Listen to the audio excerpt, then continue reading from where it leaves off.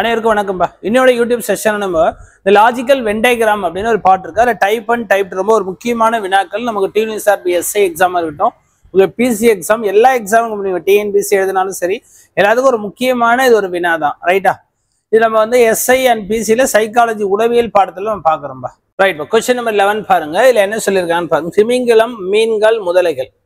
Right. ஆக்சுவலாக இது என்ன வேணாப்பா, திமிங்கலம் வேற, மீன் வேற, முதலை வேற, எல்லாமே தண்ணீரில் வாழக்கூடிய உயிரினங்கள். அப்படி ஒன்னா சொல்லணுமே கண்டி.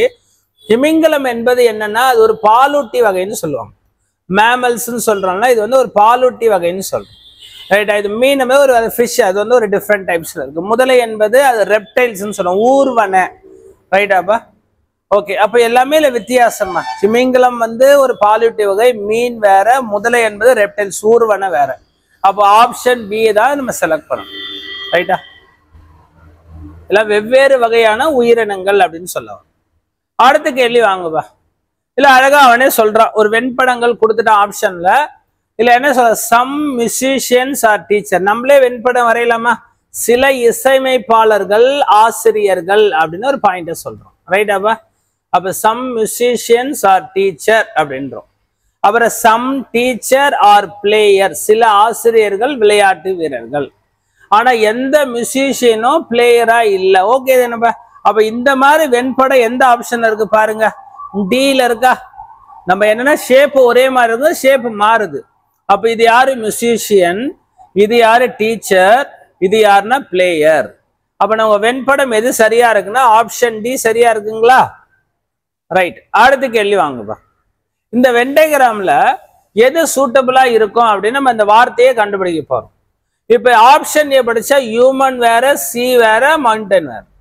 ஆப்ஷன் சி வேற, சன்னு வேற, மூணு வேற, வாட்டர் வேற. ரைட்டாப்பா? அதுல இங்க டாக்டர் வேற, நர்ஸ் வேற, பேஷண்ட் வேற.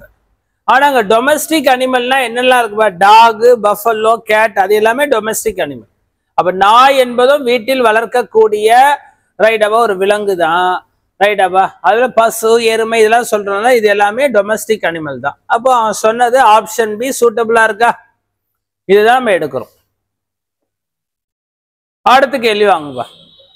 ரைட். கொஸ்டின் நம்பர் 14ல ஓகேங்களா? இல்ல நமக்கு என்ன சொல்றான்னு பாருங்க. ஒன்லி ஒன் லாங்குவேஜ், ஒரு மொழி மட்டும் பேசுவோர் எத்தனை பேர்னா, இங்கிலீஷ் மட்டும் பேசுறவங்க ஐ, ஹிந்தி மட்டும் பேசுறவங்க ஜே, தமிழ் மட்டும் பேசுறவங்க கே. அப்ப ஆப்ஷன் பி ரைட்டா இருக்குங்களா? அவன் ஒரு மொழி மட்டும்தான் கேட்டிருக்கான், 2 லாங்குவேஜஸ் சொல்லல, 3 லாங்குவேஜஸ் சொல்லல. இந்த கேள்விக்கு வாங்குவா. அவனே சொல்லிட்டான், முக்கோணம் பெண்களை குறிக்கிறது, வட்டம் பயிற்சியாளர்களை குறிக்கிறது, சதுரமானது ரைட்டா? சதுரம் தானே சொல்றான். ஆக்சுவலா ரெக்டாங்கிள் மாதிரி இருக்கு, பரவாயில்ல. சதுரம் எதை குறிக்குதுன்னா ஓகேங்களா, எதை குறிக்குதுப்பா? அவங்க பிளேயர்ஸ், விளையாட்டு வீரர்களை குறிக்குது. இப்ப யாரு செலக்ட் பண்ண சொல்றான்? அவர் பிளேயரா இருக்கணும், அதே நேரத்துல அவங்க கேர்ளா இருக்கணும், அவங்க கோச்சா இருக்க கூடாதுன்றாங்க. கோச்னா யாருப்பா? வட்டத்தை எடுத்துக்கூடாதுப்பா. அப்போ இந்த ட்ரையாங்கிளுக்கும் ஸ்கொயருக்குள்ள பொதுவான நம்பர் எதுன்னா கியூ தான்பா.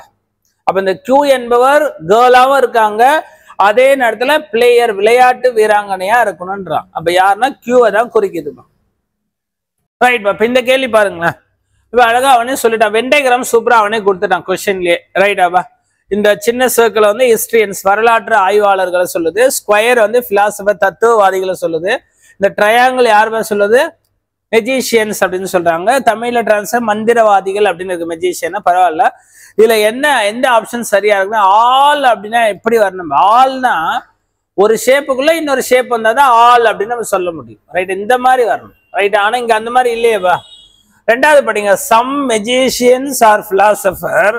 சார் பாருங்க, சம் மெஜிஷியன் பிலாசபர் கரெக்ட். அதே நேரத்துல அவன் ஹிஸ்டரினா இருக்கானா இல்லையே? மெஜிஷியன் வந்து ஹிஸ்டரியன் கிடையாது, தொடர்பே இல்லையே. ரெண்டாவது தப்புப்பா. ஆப்ஷன் டி பாருங்கப்பா, ஏன்னா ஆல்ன்றது வராதுப்பா. அந்த ரெண்டு ஆப்ஷனையும் எலிமினேட் பண்ணலாம். சம் ஹிஸ்டரியன்ஸ் ஆர் பிலாசபர், இது கரெக்டே பாருங்கப்பா. சம் ஹிஸ்டரியன்ஸ் ஆர்பா பிலாசபர், இது கரெக்டா இருக்கு. சில வரலாற்று ஆய்வாளர்கள், தத்துவவாதிகள், இது சூப்பரா இருக்கு. ஆப்ஷன் டி தான் பர்ஃபெக்டான ஆன்சர் அப்படின்னு நம்ம பார்க்கிறோம். ரைட்டுங்களா? அடுத்த கேள்வி வாங்குவா.